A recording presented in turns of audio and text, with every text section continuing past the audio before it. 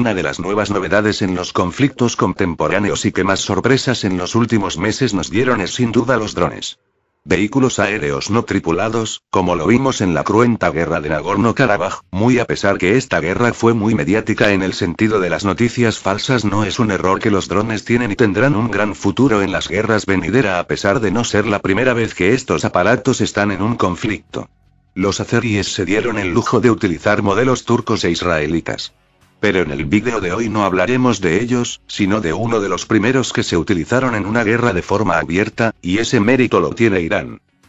Pongámonos en contexto, años 80, a tan solo poco de haberse gestado la Revolución Islámica o Revolución Iraní que derrocó a la monarquía de Shah, la nueva república no pasaría por buenos momentos, visto con gran atención por el mundo occidental tras la crisis de los rehenes en la embajada, además de las purgas políticas y los cambios radicales en la sociedad iraní llevó a una crisis económica por parte a embargos estadounidenses y represalias contra el nuevo régimen.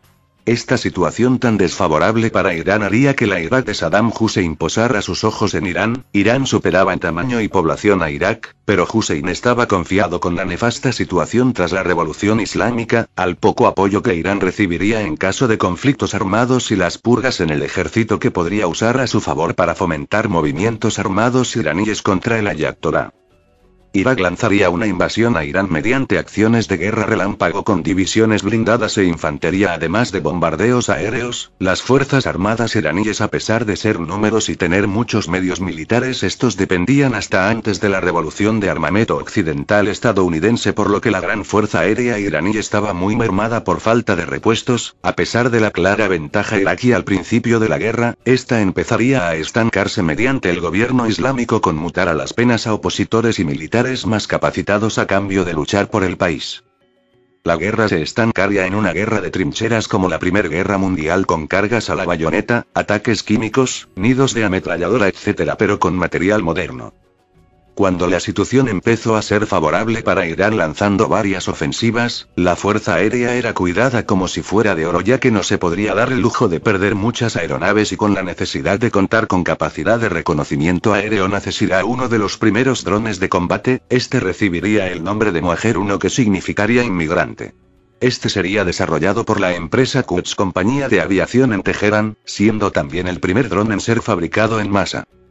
El Moajer era cilíndrico y con alas rectas, contando con un motor y una cámara fotográfica. Su principal objetivo era el reconocimiento. Se utilizaría para fotografiar las posiciones iraquíes y recabar información antes que se gestara la próxima ofensiva iraní. También, entre otras características, estaba su tren de aterrizaje que le permitía despegar y descender como un avión. Al ser menos que un avión convencional, podía operar en rudimentarias pistas de aterrizaje, y además de esto también podía ser recuperado a través de un paracaídas incorporado en caso que el aeródromo estuviera en peligro. En cuanto a su cámara, esta venía incorporada y una vez recuperado el aparato se podía tomar el rollo y revelarlo. Las pistas de aterrizaje también contaban con un laboratorio de revelado para enviar rápidamente las fotos al cuartel general. El primer vuelo del Moajer sería en 1985 tras varias pruebas, pero no entraría en servicio hasta 1986. El alcance del primer Moajer es algo desconocido según fuentes e información del gobierno iraní, pero se cree que el alcance del Moajer era de entre 30 kilómetros a 50. Ahora pasemos a cómo funcionaba el Moajer. El Moajer 1 dependía de ondas de radio para ser controlado y por limitaciones de la época, no tenía vuelo automático, por lo que siempre era controlado por alguien. El control era bastante básico y se asemejaba a los controles de algún juguete con diversos botones que harían la acción que se buscaba, desde fotografiar y hasta disparar, aunque esto lo abordaré más adelante.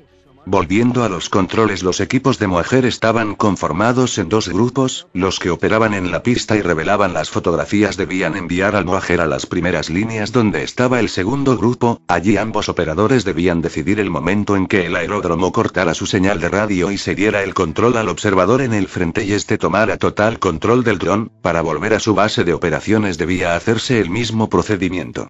Al estar limitado por la época, el observador estaba prácticamente en el frente para controlar el aparato, por lo que propenso a ataques como fuego contra batería de la artillería iraquí. Pasando al armamento defensivo del Moajer, este tenía la capacidad de disparar ojivas de RPG, en total podía llevar 6 proyectiles, 3 de cada lado. En cuanto al desempeño del Mujer en la guerra, es muy variado según las fuentes y números, se cree que se fabricaron entre 5 y 10. Y estos operaron desde el inicio de la operación Amanecer 6 en adelante. Realizando unas 619 salidas, el Mujer era un medio novedoso, aunque no pudo ser explotado del todo al estar en medio de un conflicto bélico y con limitaciones de un país en guerra, por lo que no fue un elemento decisivo para el resultado de la campaña, pero sí positivo por recolectar datos y no arriesgar aviones ni pilotos en el proceso. En tanto a arma ofensiva, pues el Mujer dejaba mucho que desear, ya que las ojivas de RPG y su mecanismo disparador solían fallar y tampoco eran muy precisas, aunque se buscaba más que nada atacar puestos fijos iraquíes. Esto se debe a que el apuntado dependía del observador y usuario del Mujer, que debía usar su vista para intentar acertar el disparo. Este dron participaría hasta 1988, el final de la guerra. A pesar del final de las hostilidades, Irán vio que el dron tenía futuro y empezaría a mejorarlo con nuevas versiones como el Mujer 2, que se desarrolló en la década del 90 agregando el tan ansiado piloto automático guía GPS y más cohetes RPG. El inmigrante también migraría a otros países aliados a Irán y también caería en manos insurgentes como en el grupo terrorista Hamas, que los usaría contra Israel. En Latinoamérica se sabe que Venezuela tiene una fábrica de drones derivados al Mujer iraní. La versión más actual del Mujer es el llamado Mujer 6, que empezó su producción en 2018, es la versión más moderna de Irán, contando en su armamento con misiles guiados y capaz de lanzar la llamada guerra electrónica. Así el Mujer es sin duda uno de los predecesores de los actuales drones más recordados.